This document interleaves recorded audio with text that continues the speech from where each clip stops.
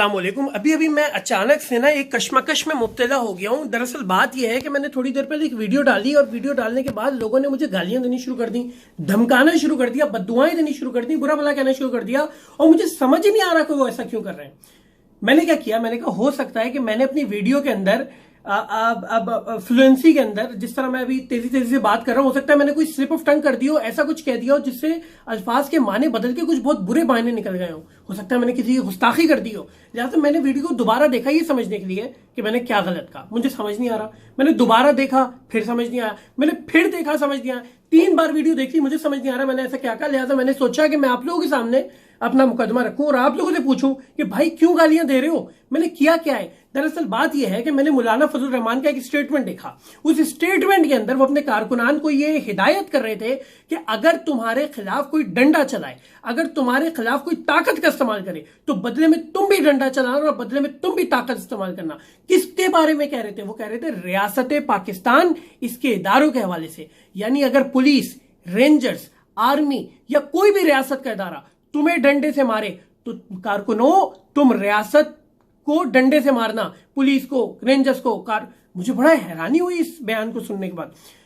आगे बढ़ा, फेसबुक पे मरियम नवाज शरीफ को ऑफिशियल स्टेटमेंट देखा जिसमें वो ये कह रही हैं कि अब हम मजम्मत नहीं करेंगे, मज़ाहमत करेंगे। दोबारा बताता हूं, मजम्मत नहीं करेंगे, मज़ाहमत करेंगे। दैट मीन्स हम कंडेम नहीं करेंगे, रेजिस्ट करेंगे। यानी अगर हमें मुक्का मारा जाएगा तो हम भी मुक्का मारेंगे। यानी वो भी स्टेट से लड़ने की बात कर रहे हैं, मौलाना साहब भी स्टेट से लड़ने की बात कर रहे हैं। जब मैंने ये दो चीजें देखी तो मुझे समझ नहीं आया कि अब रियासत जो है वो इनके साथ कैसे निपटेगी।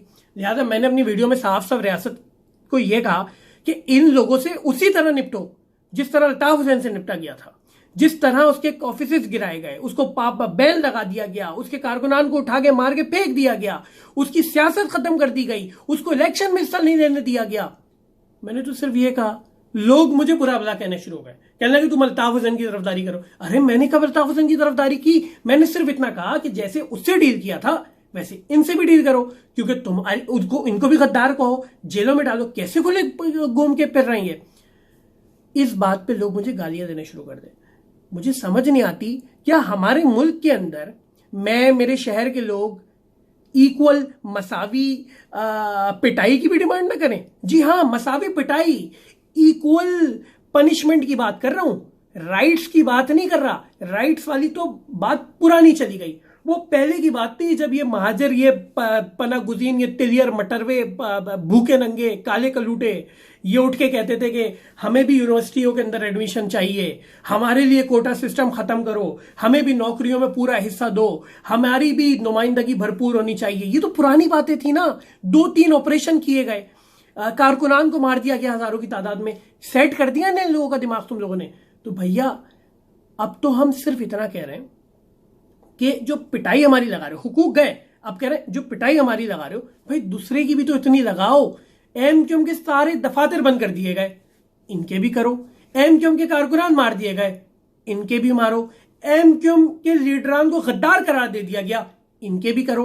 एमक्यूएम को तोड़ के पता नहीं 55 हिस्से बना दिए। उसके पहले हकीकी बनाई, फिर एमक्यूएम पाकिस्तान बनाई, फिर पीएसपी बनाई, फिर मुस्तफा कमाल के बाद फारूक सत्तार की एक बना दी, अभी एक वॉइस ऑफ कराची के नाम से एक और मैंने सुना बना दिया, कोई शाहिद पाशा ग्रुप बना दिया। अरे इनके भी तो 4 बनाओ।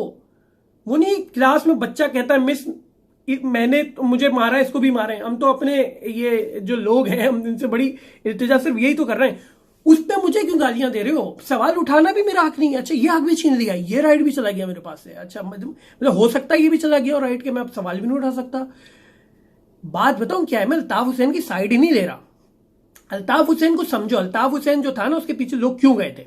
उसकी शक्ल देख के नहीं गए, उसकी शख्सियत देख के नहीं गए, उसका अंदाजे खिताबत देख के नहीं गए।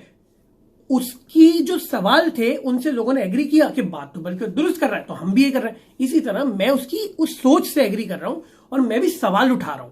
जब मैं सवाल उठा रहा हूं तो मेरे सवाल है। और भैया अल्ताफ हुसैन जो था वो जब उसने बुरी बुरी बातें कर दी ना और जिस पे पाबंदी लगाई तो उसको तो वोट मिल रहे थे, वो तो इलेक्शन जीत रहा था, उसके बावजूद कर रहा था। ये इलेक्शन हार के कर रहे हैं भाई, ये मफाद के लिए कर रहे हैं।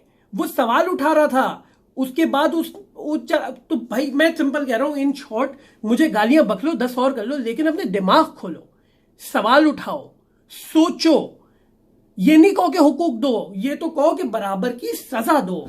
वो एक बड़ा प्यारा खूबसूरत शेर है, दिमाग में आ गया है कि